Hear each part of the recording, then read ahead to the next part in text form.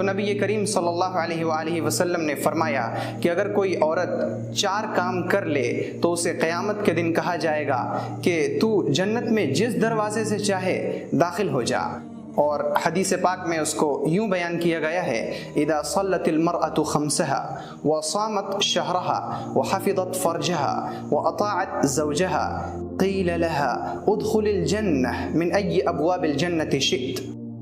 یعنی اگر کوئی عورت 5 وقت کی نماز ادا کرتی ہے اور رمضان کے فرض روزے رکھتی ہے، اس کے علاوہ وہ اپنی شرمگاہ کی حفاظت کرتی ہے اور اپنے شوہر کی فرما برداری کرتی ہے، تو اسے قیامت کے دن کہا جائے گا کہ تو جنت کے جس دروازے سے چاہے جنت میں داخل ہو جا۔ جی ہاں میری بہن، آپ نے بالکل صحیح سنا، نبی کریم صلی اللہ علیہ وآلہ وسلم نے فرمایا کہ جو عورت 5 وقت کی نماز کی پابندی کر لے، یعنی حیض اور نفاس کے زمانے کے علاوے میں وہ نمازوں کا اہتمام کرے، صحیح وقت پر نماز کو صحیح طریقے پر سنت کے موافق ادا کرے، اور اس کے علاوہ جب رمضان کا مہینہ آئے اور فرض روزوں کی نوبت آئے تو وہ فرض روزے رکھے، وہ بغیر عذر کے روزے کو نہ چھوڑے، اور تیسری چیز یہ کہ وہ اپنی شرمگاہ کی حفاظت کرے، یعنی وہ زنا نہ کرے، زنا سے بھی بچے، اور زنا کے جو اسباب ہیں یعنی کسی غیر مرد سے دوستی کرنا، ان سے فون پر باتیں کرنا یا ان کے ساتھ تعلقات کو بڑھانا، یعنی وہ زنا سے اور زنا کے اسباب سے بچے۔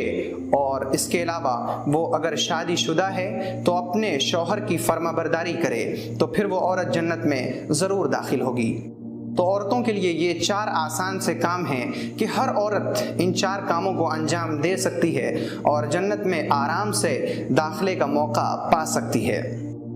آپ نماز کے بارے میں تو جانتے ہیں کہ نماز ہر مرد پر بھی فرض ہے اور ہر عورت پر بھی فرض ہے۔ اسی طرح روزے مرد پر بھی فرض ہیں اور روزے عورتوں پر بھی فرض ہیں۔ اور تیسری چیز جو اس حدیث میں بیان کی گئی ہے وہ ہے شرمگاہوں کی حفاظت۔ جی ہاں میرے بھائی اور میری بہن، قرآن پاک میں مردوں کو اور عورتوں کو دونوں کو اپنے اپنے شرمگاہوں کی حفاظت کا حکم دیا گیا ہے، اور وہ چیزیں جس سے انسان شرمگاہ کے گناہ میں پڑ سکتا ہے، یعنی جس کی وجہ سے انسان زنا میں پڑ سکتا ہے، ان چیزوں سے بھی روکا گیا ہے۔ اور قرآن میں کہا گیا ہے وَلَا تَقْرَبُوا الزِّنَا إِنَّهُ كَانَ فَاحِشَةً، کہ زنا کرنا تو بہت دور کی بات ہے، تم زنا کے قریب بھی مت جاؤ، یعنی ان چیزوں کے بھی قریب مت جاؤ جو چیزیں زنا کا ذریعہ بن سکتی ہیں۔ اسی لیے اللہ تعالیٰ نے قرآن میں مردوں کو اور عورتوں کو اپنی نگاہوں کو نیچی رکھنے کا حکم فرمایا ہے، اور عورتوں کے لیے تو یہ حکم ہے کہ تم بلا ضرورت گھر سے باہر ہی نہ نکلو۔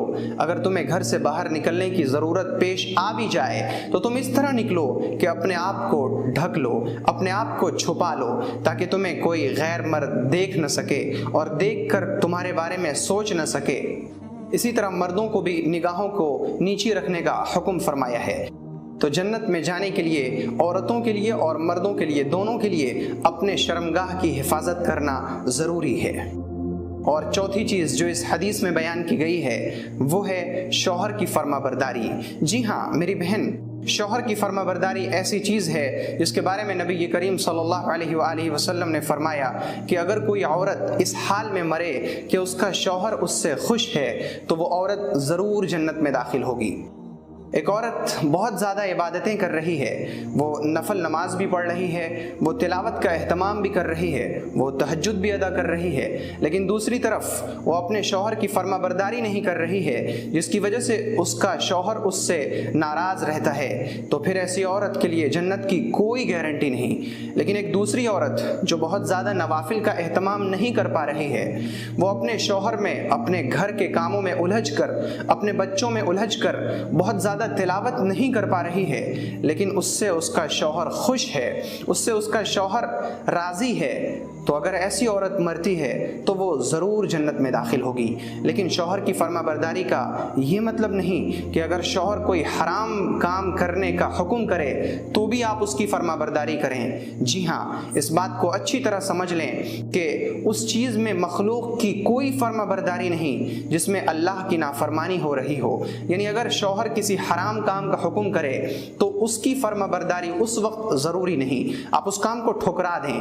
اگر شوہر آپ سے کہے کہ تم سود لو، اگر شوہر آپ سے کہے کہ تم جھوٹ بولو، اگر شوہر آپ سے کہے کہ تم غیبت کرو، تو آپ ہرگز شوہر کی فرما برداری نہ کریں۔ اگر شوہر آپ سے کہے کہ تم دوسرے کو گالیاں دو، تو آپ ہرگز شوہر کی فرما برداری نہ کریں، کیونکہ اس میں تو اللہ کے حکم کی نافرمانی ہے۔ لیکن اگر شوہر ایسا حکم کر رہا ہے جس میں اللہ کے حکم کی نافرمانی نہیں، تو پھر آپ شوہر کے حکم کی فرما برداری ضرور کریں۔